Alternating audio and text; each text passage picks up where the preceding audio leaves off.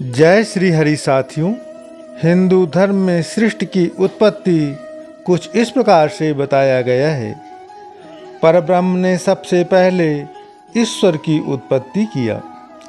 ईश्वर से अंधकार, अंधकार से आकाश, आकाश से वायु, वायु से अग्नि, अग्नि से जल और जल से पृथ्वी, पृथ्वी से औषधि, औषध से अन्न, अन्न से वीर्य और वीर से प्राणी उत्पन्न हुए। इंसान की समझ और ज्ञान को प्रदान करने के लिए वेदों की उत्पत्ति की गई। इन सब के बारे में हम पूरी तरह से वर्णन नहीं कर सकते हैं।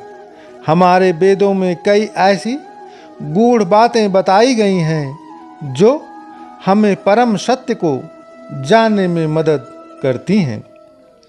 विज्ञान भी यह बोलता है कि हमारे ब्रह्मांड में कई सारे आयाम यानी डायमेंशन हैं और आजकल कई फिल्मों में टाइम ट्रैवल के बारे में बात की जाती है। तो विज्ञान के अनुसार समय भी एक आयाम है। हमारे वेदों के अनुसार 64 आयाम होते हैं। आप सोच रहे होंगे कि आयाम किसे कहते हैं, तो आगे हम आयामों के बारे में ही विस्तृत जानकारी हासिल करने वाले हैं। मित्रों, सर्वप्रथम हम समझते हैं कि आयाम क्या होते हैं। साथियों, इस संसार में हर एक चीज़ का एक निश्चित माप, रूप और रंग है। कुछ भी अनिश्चित नहीं है। जैसे हर एक चीज़ को मापने के लिए इंसान ने एक मापक इकाई का निर्माण कर लिया है, उसी प्रकार ब्रह्मांड में होने वाली घटनाओं को आयामों में नापा जाता है। हम इंसान 3 आयामी दुनिया में रहते हैं।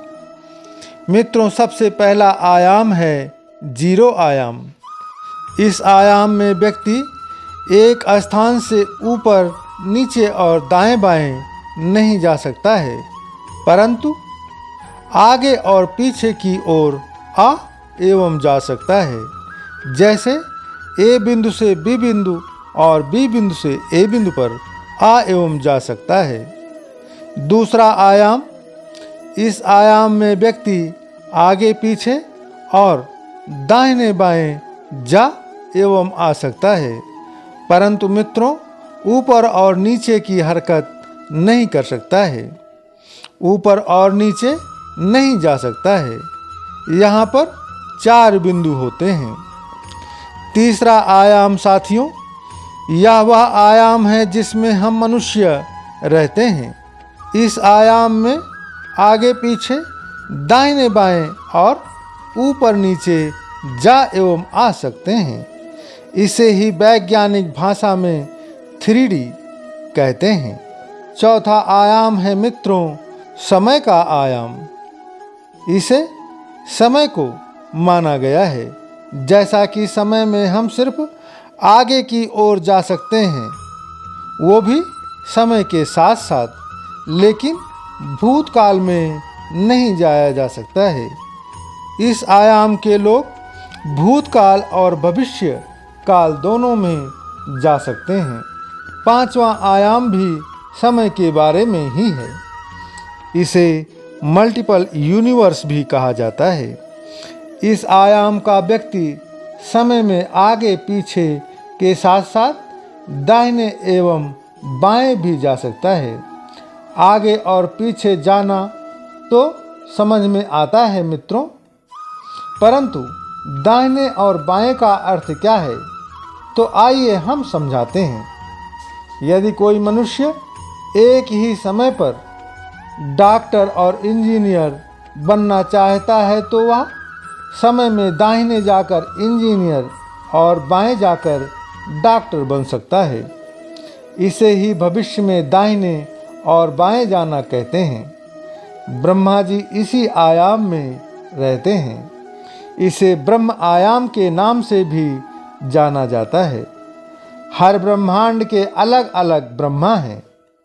बिग बैंग, जिसे हम 3 आयामी दुनिया की उत्पत्ति का जरिया मानते हैं, वह इसी पांचवें आयाम के ब्रह्मा से उत्पन्न होता है।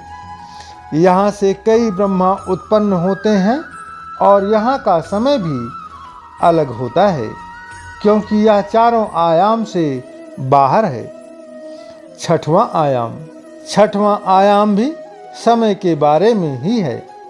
इस आयाम में व्यक्ति आगे पीछे दाएं बाएं के साथ साथ ऊपर नीचे भी जा सकता है। वह कहीं भी किसी भी दिशा में जा एवं आ सकता है। इस आयाम में एक व्यक्ति एक ही समय में कई रूप धारण करने की क्षमता रखता है, जिससे संसार का संचालन होता है, मतलब पालन एवं पोषण होता है। यह सुनकर आपको कौन से भगवान का नाम याद आता है? साथियों, शायद आपको श्री हरि विष्णु जी के नाम को याद आया होगा। जी हाँ मित्रों, इस आयाम को श्री हरि विष्णु भगवान का निवास स्थान माना जाता है। विष्णु जी संसार का संचालन इसी आयाम अर्थात छठे आयाम में रह करके ही करते हैं। सातवां आयाम। इस आयाम में विभिन्न ब्रह्मांडों की बात की गई है। मान लीजिए यहाँ हमारे ब्रह्मांड जैसा एक और ब्रह्मांड है, जहाँ हमारा एक और प्रतिरूप होता है, जो समय में या तो हमसे आगे होगा या फिर पीछे होगा। मान लीजिए हमें कोई दूसरा ब्रह्मांड मिल गया, तो इस आयाम का व्यक्ति एक सीधी रेखा में उस ब्रह्मांड में जाकर वापस आ सकता है। मतलब वह आगे और पीछे के ब्रह्मांडों में तो जा सकता है, लेकिन दाहिने और बाएं वाले ब्रह्मांड में ना तो जा सकता है और ना ही वहाँ से वापस आ सकता है। इसे सत्य आयाम भी कहते हैं। योगी जो गहरी साधना करते हैं वो इसी आयाम को महसूस करते हैं। इस प्रकार आयाम में वह अनंत ज्ञान है जिसे पाकर मनुष्य देवताओं की श्रेणी में पहुंच जाता है। इस आयाम को पाने वाले महाज्ञानी हो जाते हैं, जिनकी पहुंच परम परमेश्वर तक हो जाती है। आठवां आयाम मित्रों, इस आयाम में भी ब्रह्मांड की ही बात कही गई है। इस आयाम का व्यक्ति आगे पीछे के ब्रह्मांडों के साथ साथ दाहिने और बाएं के ब्रह्मांडों में भी आ एवं जा सकता है।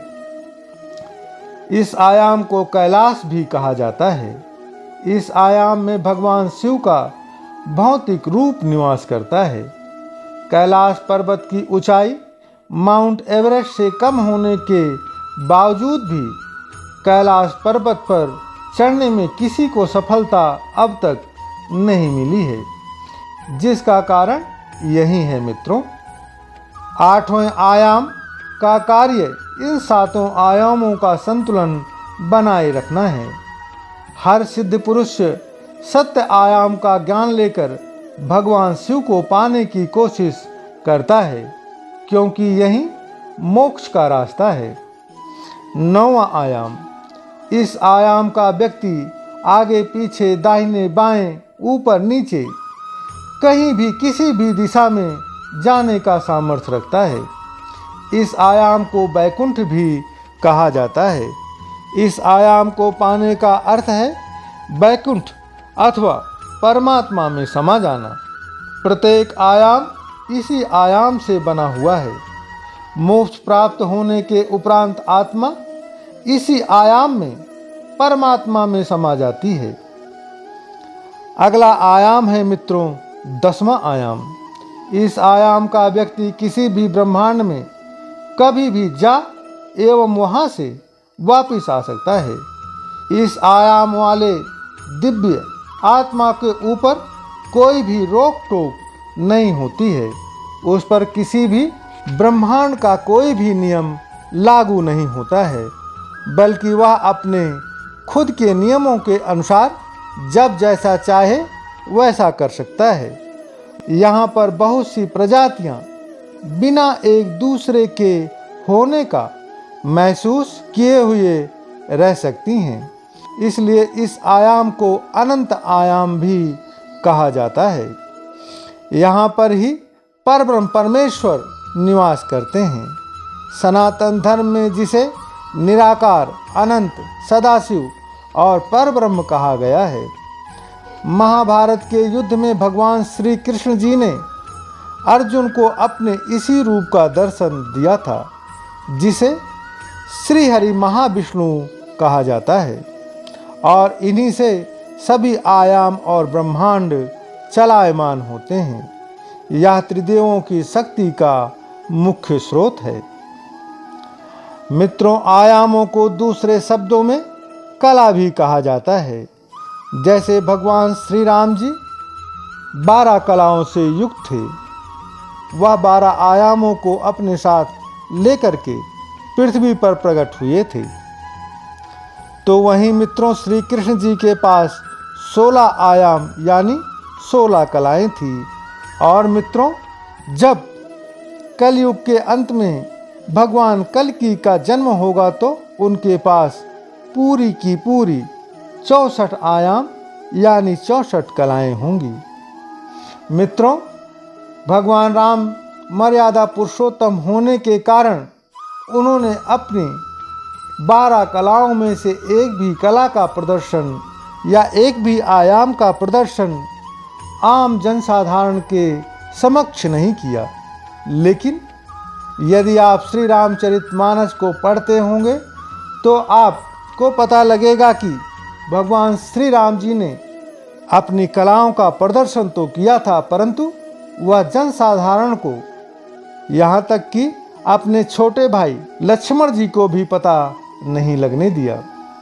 मित्रों, जब भगवान श्री राम जी लंका पर विजय प्राप्त करके अयोध्यापुरी वापस आते हैं तो उत्तरकांड के दोहा नंबर 5 की नीचे की चौपाइयों में लिखा हुआ है कि प्रभु बिलो की हर से पुरवासी, जनित वियोग विपत्ति सब नासी, प्रेमातुर सब लोग निहारी, कौतुक की कृपाल खरारी, अमित रूप प्रगटे तेहि काला, जथा जोग मिले सब ही कृपाला, कृपा दृष्टि रघुवीर बिलो की, किए सकल नर नार बिशोकी, क्षण मही मिले सब ही भगवाना, उमा मरम यहाँ काहू न जाना।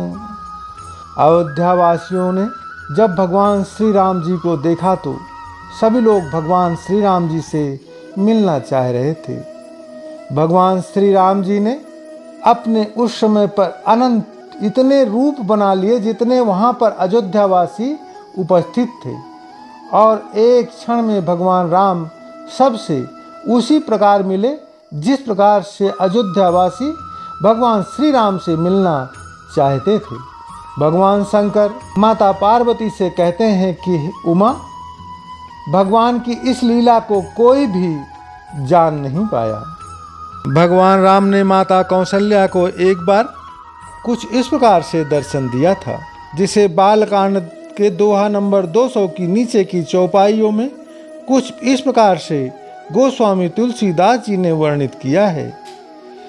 यहाँ उहाँ दुई बालक देखा, मत भ्रम आन की मोर बिसेखा, देखी राम जननी अकुलानी, प्रभु हंस दीन्हि मधुर मुस्कानी। इसके अलावा मित्रों, जब शूर्पणखा की नाक को लक्ष्मण जी ने काट लिया तो शूर्पणखा ने जाकर अपने भाई खर और दूषण को इसके बारे में बताया तो खर और दूषण अपनी सेना के साथ भगवान श्री राम और लक्ष्मण जी को मारने के लिए आए तो उस समय भी भगवान श्री राम ने अपने एक कला का प्रदर्शन किया था, जिसमें राक्षसों को एक दूसरे राक्षस ही राम के रूप में नजर आने लगे थे और आपस में लड़ लड़ करके वो सब मर गए थे। लेकिन मित्रों, इन लीलाओं के बारे में भगवान राम के अलावा और कोई दूसरा नहीं जानता है। हमारी यह आयाम की प्रस्तुत आपको कैसी लगी, कृपया अपने विचार को कमेंट के माध्यम से अवश्य व्यक्त कीजिएगा। प्रेम से बोलिए जय श्री हरि महाविष्णु।